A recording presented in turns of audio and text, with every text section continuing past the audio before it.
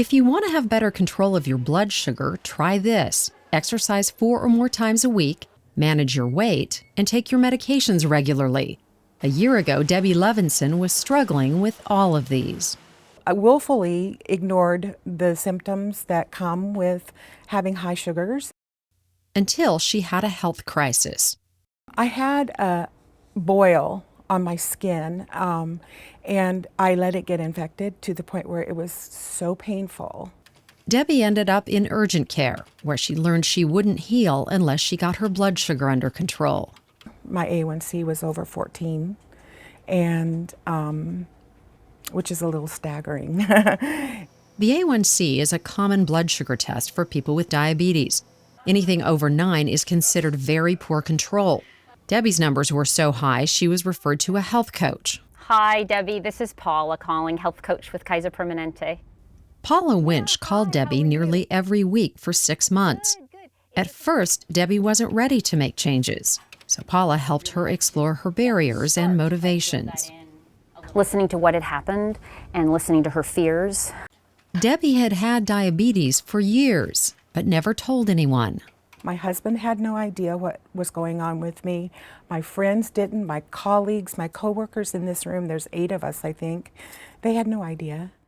Debbie works as a sign language interpreter. It gave her a big sense of relief to tell her family and coworkers about her diagnosis. Once Debbie had a support system in place, Paula asked her if she was willing to make some small changes to her eating habits. Would she be willing to start having some healthy snacks every 3 or 4 hours rather than going 6 or 7 hours without eating anything? And how did she feel about taking her medications regularly? As doctors, we assume you write the prescription, your job is done. Dr. Harry Glauber says some patients think they're taking their medications every day, but their medical record, which includes information about when they refill their prescriptions, tells a different story. So in our clinical tools, we have a field that says percent days covered. And if it's 100%, 95%, the person is taking their medicines 95 to 100% of the time. If it's 50%, that's your answer of why the diabetes control is poor. Glauber says if you point this out to most patients, they will start taking their medications more often.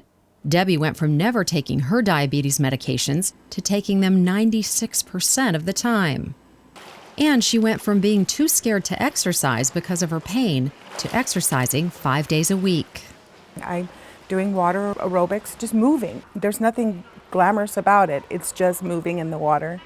And it's made a big difference. In 6 months, her blood sugar values took a dive from over 14 to 6.8, which is right in the target range for people with diabetes. She's also lost over 100 pounds and decreased her risk for another health crisis. I'm Mary Sawyers reporting.